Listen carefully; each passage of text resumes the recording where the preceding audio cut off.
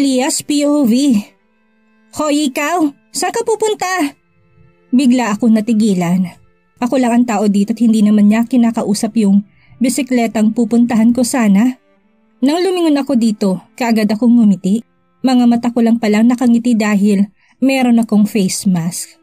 Isang matandang lalaki na medyo nanlalabo na ata ang paningin dahil halata naman sa namumuting mata nito.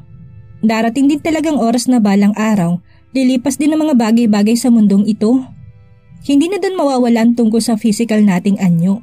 Tss, may emergency tayong trabaho. Pumunta ka na doon sa may van service. May pupuntahan tayo. Saan ka pupunta? Clearing service sa isang bundok. Nasa sasakyan na yung mga itak at panglinis, kaya pumunta ka na doon. Itak? Bagong salita yun sa pandinig ko. Agad ko naman nakita yung van. Makakatakas talaga ako nito sa mga tauhan na naghahabol sa akin. At speaking, napakubli ako nang nagsidaan ng mga ito. Sorry na mama, hayaan nyo na muna siguro akong maliwanagan sa nangyayari. Baka sakaling maintindihan ko. Pero hindi talaga. Maaari naman 2 taon pa mula ngayon. Maaari kayong humingi sa akin ng apo. Hindi lang po basta-basta pinagkakasundo niyo ako. Ano to? Marriage without love? Forced marriage? No. Heist? Alam ko naman na iniisip yung katotoran ko. Pero masyado pang maaga para mag-asawa ako. Napaka-wrong timing kasi hindi ko man lang talaga ma-enjoy ang pagiging isang beauty queen ko. Sayang ng corona. Para talaga yun sa inyo, hindi nyo man lang na-appreciate. Feeling ko tuloy naiinis pa rin kayo sa akin dahil hindi kurso medisina ang kinuha ko. Kung hindi lumihis nga ako ng landas. Sorry na ma, pa, Kuya Simon, Ate Rebecca. Sadyang may mga bagay talagang yun ang nagpapasaya sa atin. At kung hindi natin tinanggap yun, darating ang panahon na magsisisi tayo. Take the opportunity kasi minsan lang talagang kumatok sa ating pintuan. Fighting! May mga nagsipasok pang kasamahan ko at 4 sila plus si Manong. Tayo-tayo lang ang nahagilap ko. Yung iba nagsitago na ata. Ayaw magpapawis ng husto. Nakakaganda nga yun sa katawan. Ako hindi na lang nagsalita at baka mahuli pa nga. Bundok nga ang pupuntahan namin so ibig lang sabihin nito, magkakaroon ako ng adventure na hindi ko naman inaasahan. At gustong gusto ko yung mga ganong eksena. Medyo nga may kalayuan na nga sa lungsod at hindi ko nga inaasahan na makakatulog talaga ako sa biyahe. Nagulat na lang ako na may tumapik sa aking balikat. Kailangan nating itabi yung sasakyan. Naflatan tayo na sasakyan. Kaya nang lumabas ako, ang lamig ng hangin. Kakatila pa lang ata ng ulan. Napaunat ako at para akong baliw na ngumiti, ngunit hindi naman nila nakikita dahil sa face mask ko.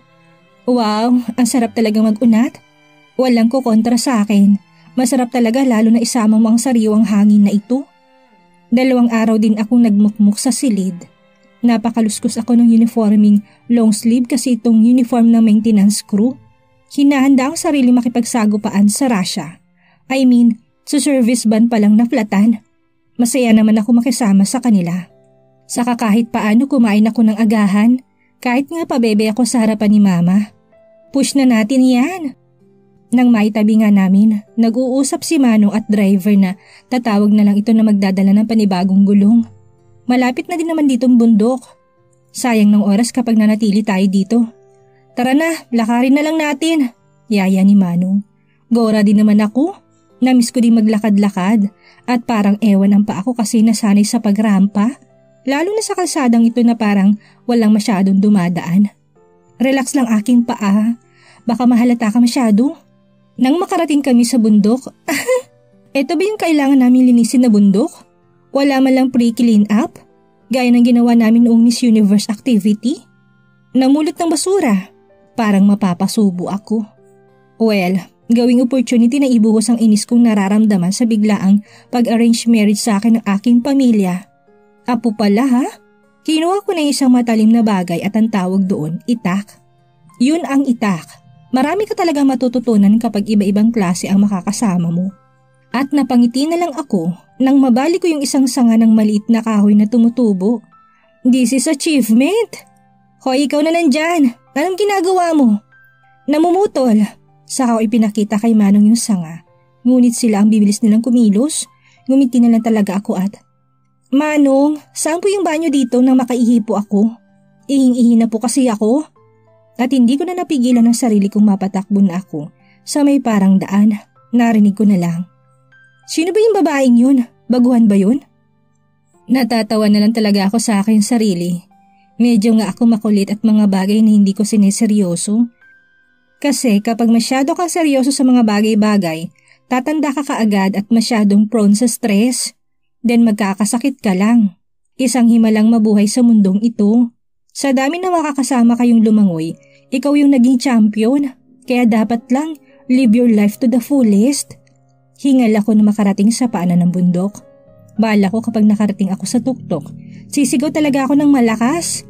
Ipagsisigawan ko na ayoko magpakasal. Lalo na't pinagkasundo lang ako. Ngunit hindi ko akalain na maririnig ko ang mga salitang dapat manggaling din sa bibig ko. Vladimir's POV. Makikijingle muna ako. Saan ba pwede mag-jingle? Dyan. Huwag ka sisilip. At kaagad nga siyang pumunta sa likuran ng puntod ng mama ko. Pipigilan ko sana to pero nakita ko nang napatuwad at seryoso nga siyang, damn, inilayo ko na lang ang paningin dito. Kinuha kong phone ko dahil nga may trespassing dito. Tss, malilintikan sa akin si Secretary Philip. Nang mapapikit ako dahil naiwan ko sa sakyan ng phone ko. Damn, success! Muntika na yun Buti na lang talaga isa akong Girl Scout na parating alam ang gagawin. Oops, sakto lang, may dala kang tubig. Sobra na talaga akong inuuhaw. Dampot niya ng isa sa canister na dala ko. Para yun kay mama. May mga tao ba talagang ganito na hindi malang pinapakaramdaman ang paligid nila? Inalis nitong kanyang face mask at base sa suot nito, parang hindi yun ang damit niya. Isang takas atang babaeng to sa mental hospital. Napangisi na lang ako. Thank you! At bigla itong naupo. Halata namang parehong problema natin sa narinig ko sa'yo kanina. Ang galing talaga ng tadhana, no? Meant to be ba tayo? Saka siya tumawa. Biro lang. Meant to be ata ako sa pinagkasundo sa akin ng mga magulang ko. Daldal nito sa taong hindi naman niya kilala. Upo ka din at mas maganda daw na may napagsasabihan tayo ng mga problema. Lalo na't estranghero tayo sa isa't isa. Upo na. Nang hindi pa ako kumikilos, tumayo siya at nilapitan ako. Upo ka. Nakakangalay ang nakatayo. Ang tangkad mo pa naman. Mahiya ka na kung lalo ka pang tatangkad. Saka hindi ko inaasahan na hilahin niyang kamay ko, ngunit kaagad ko naman itong hinila pabalik sa akin. Maupo ka sabi! Pandidilat nito sa akin. Do you know na puntod ng mama kong inihian mo? Baka magising siya sa ilusyon nito. Halata na hindi niya ako kilala kung sino ako.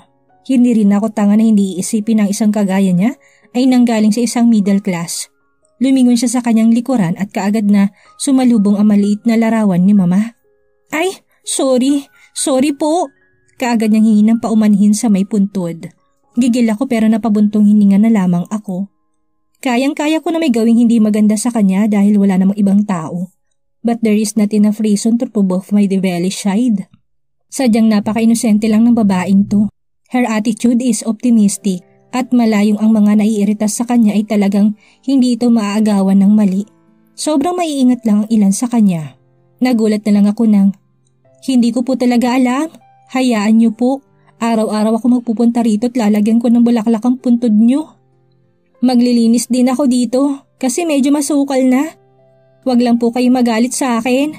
Mabigat na po yung dinadala kong cross para nga takutin niyo pa po ako. Saka promise, kakausapin ko pong anak niyo na dapat lang i-priority ang kaligayahan ng magulang. Gaya ng pag-priority nito sa kanya noong bata pa siya. Ako pong bahala sa inyong anak. Wala naman atang problema kung papatulan ng arranged marriage, lalo na para lang naman ito sa ikakabuti. Ang magulang hindi ipapahamak ang kanilang anak. Ang daldal talaga ng babaeng to. Kaya naupo na lang din talaga ako. Paglingon niya sa akin, siguro naman kilala mo yung babaeng ipapakasal sa'yo. Nope. Wala kang idea tungkol sa kanya? Bakit hindi mo alamin? Nagpapahalata ka masyado na wala kang interes talaga. Kawawa naman yung babaeng pinili para sa'yo. Hindi ko alam kung bakit ako tumugon sa kanya. Pakiramdam ko tuloy, binubungangaan na ako ng babaeng to. Kagaya nga ng babaeng pinagkasundo sa akin, wala din akong interes na kilalanin ng stranghera. Napapakamot ito sa kanyang braso at namumula na nga. Ito na nga bang sinasabi ko, ang babae, mga pabigat lang yan. Hindi marunong alagaan ang sarili. Nakita ng merong lalaki dito pa talaga napiling umihi ng basta-basta. Babae na kailangang alagaan at protektahan. Wala ko noon. Dahil ang aking ina nga, hindi ko naprotektahan noon. Base sa itsura mo na feeling ko pamilyar sa akin. Pero medyo may katangusan ang ilong noon kaysa sayo. Siguro naman kasing ganda ko ang naka-arrange sayo. Hindi naman papayag ng basta-bastang ama mo na mapunta kasi kakalugi ng jeans nyo. Ang ganda din ng mama mo, hindi ka nagkalayo sa kanya. Natahimik na lamang ako. Advice ko lang Kuya ano na lang itatawag ko sa iyo ha, since hindi maaring malaman ang pangalan ko. At siguradong ayaw mo din ako makilala. Except kung crush mo na ako, sa ganda ko ba namang to? Saka tumawa na naman ito na parang walang bukas. Napakamasayahin niyang babae. Yun ang nakikita ko sa kanya. Huwag ka masyadong seryoso sa buhay. Madali ka niyang kukunin ng nasa itaas. Ikaw din. Saka nagkaroon ng katahimikan sa pagitan namin. Kaya naman bigla na lang tumayo ang babae. Okay na? Thank you sa pagtalikod habang nag-jingle nga ako. I know you will cover me. Kuya, una na ako kasi baka hinahanap na ako ng mga kasamahan ko. Saka tumalikod na siya sa akin. Nang ako na itong nagpatawag sa kanya. Ate since Kuya Anong tawag niya sa akin, bakit hindi ko ibalik ito sa kanya? Hala, makaati to. Matanda ka sa akin. Talaga bang babalik ka rito araw-araw? Ayun na rin sa sinabi mo. Exaggerated yung araw-araw dahil hindi ko sigurado kung makakatakas pa ako. Ngunit kapag tinulungan ako ng mama mong tumakas at tinakot ang maghahabol sa akin, bakit hindi? Ginawa pang panakot ang aking ina sa sinabi nito. Never mind. Saka tumalikod na lang ako sa kanya. Kapag nagkaroon ng oras, babalik ako dito. At kapag nagkataon, may sarili na tayong mga asawa nun. Hindi naman di ba Kuya Kasi may pagsasabihan tayo ng mga problema natin sa isa't isa. Sige na, mauna na ako. Hindi ko ito nilingon at pinakiramdaman ko na lang na tuluyan na itong nakaalis. Nakatitig ako sa larawan ni Mama. Walang pangalan ko, hindi yun lang ang detalyeng inilagay ng aking ama. Ayaw nitong makita nang nakalagay sa puntod ang pangalan nito na ginagamit ang family name nito. Naalala ko pa noong araw na inilibing dito si Mama. 2 araw matapos nga sabihin ng doktor na hindi na nito maaagapan. Nadatnan ko nakatayo dito ang aking ama, kagaya ng ginagawa ko ngayon. Talias POV. Nang makababa ako sa bundok, nagulat na lang ako kasi ang nasa harapan ko na ngayon si Secretary Fortes. Nakapaligid naman ang kasamahan nitong tauhan at yung mga kasamahan ko, napapatitig na lang sa akin sa malayo. Nakangiti pa rin ito sa akin kahit nga nagdulot na naman ako na ikakasakit ng ulo nito. Siguro sanay na to sa akin. Labis na nag-aalala sa inyo mga magulang niyo, Miss Talia. At inilihad dito sa akin ang nakabukas na pintuan ng sasakyan. Normal na wala akong takas sa kanila, kaya pumasok na lang ako. Hindi kami dumiretso sa mansyon kung hindi bumalik nga kami sa mall kung saan nga naghihintay si Mama. May binigay ditong silid at doon ako ipinahatid. Medyo kinakabahan ako, ngunit hindi ko inaasahan ang nadatnan ko. Yung corona ko, basag sa sahig, at yung sash ko bilang Miss Universe na gagamitin sana sinandang homecoming ng bansa namin para sa akin ay gutay-gutay na. Nagmamadali akong pulutin ang mga ito nang biglang may umapak sa isang bato na naalis sa corona. Pag-angat ko ng aking paningin si Ate Rebecca. Nakangisi at mas lalo niyang diniin ang kamay ko. Nababagay sa Italiyang damit mo, ngunit huwag kang pahiya at pahirap masyado sa pamilya natin. At pinakawalan nito ang kamay ko. Ate, maluhalo ang mga mata ko. Hindi ko maintindihan kung bakit kailangan nila itong gawin. Hindi ko pinahiya ang pamilya namin at higit sa lahat, hindi naman ako pahirap, diba?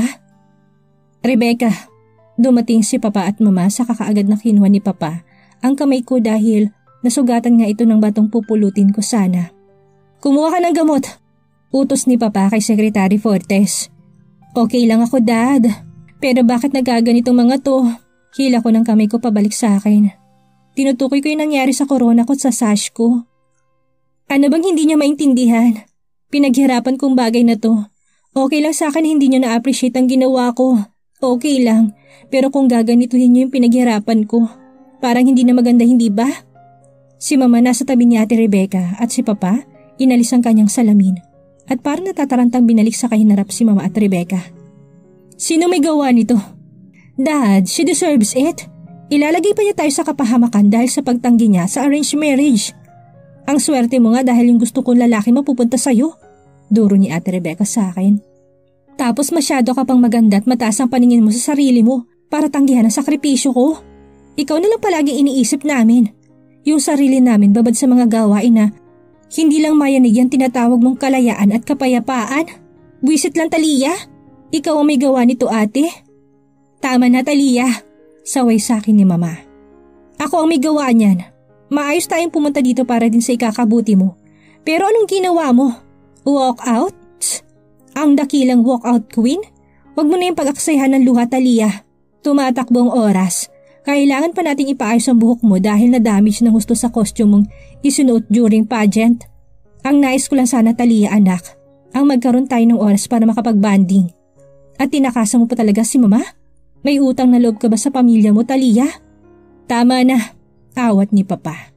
Gigil na gigil sa akin si Ate Rebecca at nakikita yun sa kanyang mga mata. Ipapaayos na lang natin yan, Talia. Malinaw naman ang sinabi ng mama mo na nais niya magkaroon ng oras para sa'yo. Ayan ka na naman, Dad.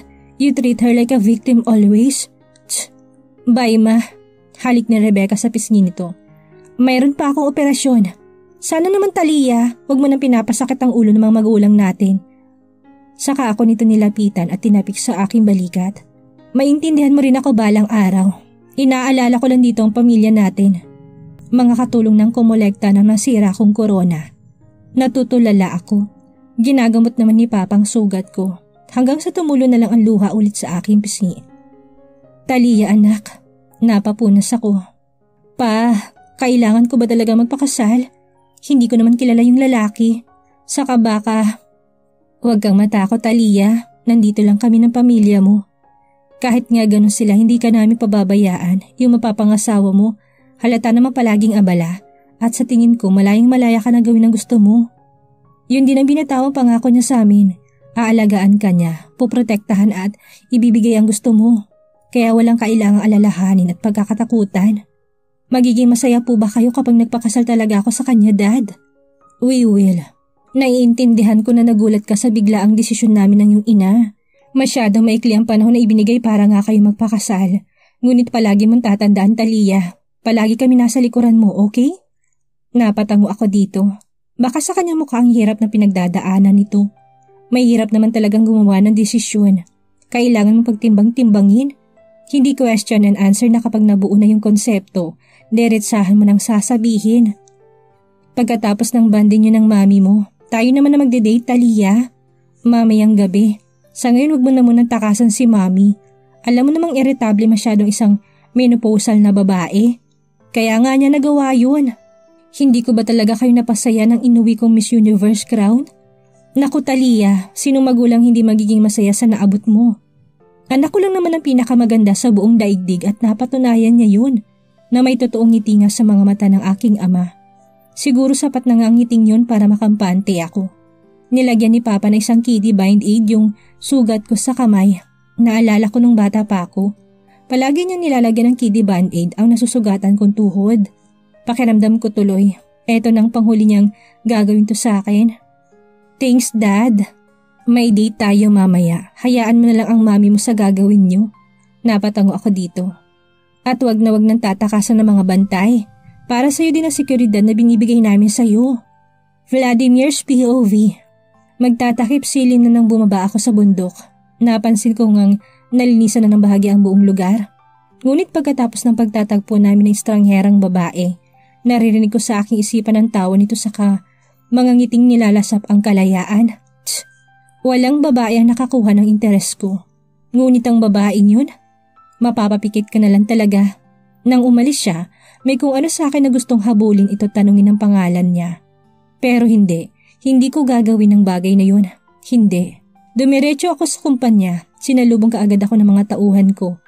At si Secretary Philip, may sinasabi to tungkol sa babaeng pakakasalan ko.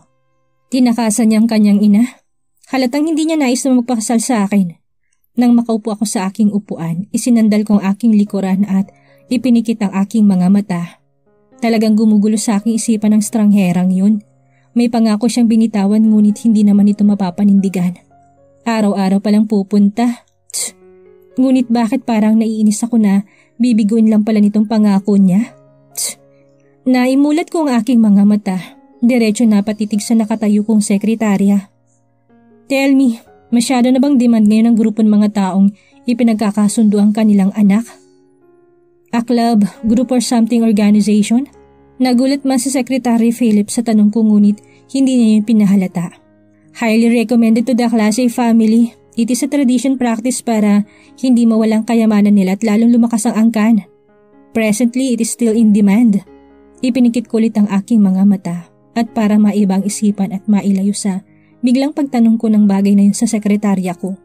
Kamusta? May nahanap ka na bang butas tungkol sa babaeng haharapin ko bukas? Miss Talia Maria Montejo have a clean record. No intimate and no boyfriend since birth. Walang skandal, walang illegal na ginawa. Her educational background is not like a common brat na may pinahiyang instructor. Kaya mahihirapan tayong gumawa ng issue tungkol sa kanya. Sinasabi mo talagang maayos at malinis na babae siya? Anong gagawin mo bukas? Wala tayong ibang choice, Master Vladimir, kung hindi gawin ang option C, which is to ruin her physical appearance for your father to disagree in this arrangement. A bomb? Napatango si Philip. Then make sure na wala masyadong casualties. We arranged the dinner date at the prestigious floating restaurant. Siguradong wala masyadong mangyayaring casualties, Master Vladimir. Good then. My schedule for tomorrow? Lumapit ito't nilapag sa harapan kong tablet. Wala akong intensyon tingnan ito dahil clear them. Master Vladimir? But tomorrow afternoon, I'll be there. As you wish, Master Vladimir. Talia's POV. Halos mapuno yung sinasakyan ng mga tauhan at sinasakyan namin na ipinamiling gamit sa akin ni Mama. Isang okasyon lang naman ang pupuntahan ko ngunit marami talaga itong pinamili. Isang pares lang naman ang damit, sapatos at itong jewelry ang kailangan ko. Pero bakit parang magpapatayo na sariling butik si Mama? Kaya umiinit ng hustong dugo sa akin ni Ate Rebecca. At sana naman, maayos nga kaagad ang corona. Pagdating namin sa bahay, agad akong umakyat sa hagdan ng, Talia anak, wag mong kakalimutan. Ngayong gabi mo kailangan gawin ang resignation letter mo. Ma, seryoso ba talaga sila? Saka may binabalak ako. Gagawin ko lahat para ayawan ako ng lalaking yun. Ngunit merong pagbabanta si Ate Rebecca na wag akong ipapahiya ang pamilya namin sa pamilya ng crush niya. Bakit kasi hindi na lang si Ate Rebecca ang magpakasal? Kung sakaling hindi man ako magtagumpay na sirain ang sarili ko dito, edi imamarket ko na lang ate ko. At least may nagmamahal sa kanila. Isang sagrado ang kasal.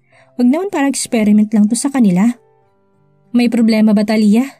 Umiling na lang ako. Susuko ko na lang talaga kay Mama. Sa nandidilat ang kanyang mga mata, lalo na't pagod at siya naman itong nag-enjoy sa kaka-shopping. Bumaba ka rin pagkatapos mong magpalit, maghahapunan na tayo mamaya lang. Wala akong gana, ngunit mapipilitang bumaba. No, sasama siya sa akin, Carlota. Hindi maaaring kayo lang may oras sa isa't isa. Si Papa nakararating lang din. Okay na ba yung damit mo, Talia, para sumama sa akin? Saan tayo pupunta, Dad? Ikaw, Walter, kapag may nangyaring masama sa anak mo, kasalanan mo yun. Gabi na para lumabas. Okay na po yung damit ko. Tara na, Dad. Isa ka pa, Talia. Ni hindi pa nga nakakapagpahingan daddy mo. Shh, nawawala ng pagod ko. Makita lang yung ngiti ng anak natin. Ewan ko sa inyong dalawa. Kaya sumama nga ako kay Dad. Kakain daw kami sa labas at mamamasyal kahit nga sa tabi ng dagat. Yun ang plano niya para sa akin. Kumain nga kami at inilapag kaagad sa harapan ko yung dessert. Dad, kung nandito si Mama, mapapagalitan ka niya. Siguradong buong maghapon ka nakasimangot na nakabuntot sa mama mo. Ngumiti ako dito. Yun tungkol sa arranged marriage, Dad. Seryoso ba talaga kayo? Ilang ulit ko nang tinanong to sa kanya. Napabuntong hininga ito ngunit ngumiti nang umangat ang paningin sa akin. Bakit anong akala ng baby damulag ko? Baby pa rin siya? Dad naman eh. Huwag mo munang isipin yon. Hayaan mo mag-enjoy muna tayo sa kinakain natin. At pareho namin paborito ni Papa ang fruit salad. Pagkatapos namin kumain, pumunta kami sa tabing dagat. Maraming tao at ginagawa lang namin ni Papang magmasid sa mga dumaraan sa amin. Bilog ang buwan at napakaganda ng gabing ito. Maganda sana makipagsabayan sa mga nagja-jogging. Ngunit, katahimikan at ang habol ni Papa dito. Unwind. Nakaka-stress kaya maging doktor. Talia, pagpasensyahan mo ng mami mo. Iniisip lang din itong kapakanan mo. Ngunit parang hindi nga niya pinapakinggan ang sarili mo opinyon. Ayos lang nga sa akin kung sinong dalhin mo sa bahay at ipakilala mo. Basta mahal mo. Naunahan ako ni mama. Ang masama pa nga niyan, Dad. Wala akong idea kung sino ba si Mr. Vladimir Doralte. I mean yung pagkatao niya. Mabait ba siya, mapagmahal, maaruga? Lahat na naririnig ko tungkol sa achievement na lalaking yun. Parang mayabang. Biglang mahinang natawa ang aking ama. Ngunit wala man lang itong tinugon tungkol sa bagay na yun. Kung hindi, sa tingin mo ba, Talia, mas magiging masaya ka kung malayang mga magagawang gusto mo? Papa naman, sinong hindi niya matutuwa? Siyempre naman. At masyado bang mahirap sa'yo na tanggapin yung arranged marriage na inayos namin para sa'yo? Medyo. Pero kung masaya naman kayo, bakit hindi? Talia, anak, masaya na ako makita kang masaya. At sa sinabi ni Papa, bigla na lang may tumigil na sasakyan sa harapan namin. Lumabas si Secretary Fortes at sinabi kaagad kay Papa na, "Nakahanda na ang lahat, Sir Walter. Nakahanda na ang alin. Pumasok ka na, Iha. Uuwi na tayo. May operation ba kayo ngayon?" Ngunit tumangulang si Papa upang sumakay na nga lang ako sa sasakyan. Masyadong bitin ang bonding namin kung uuwi na kami. Ngunit hindi ko inaasahan na tumigil sa tapat ng International Airport ang sasakyan. "Pa?" Ngumiti na naman ito sa akin.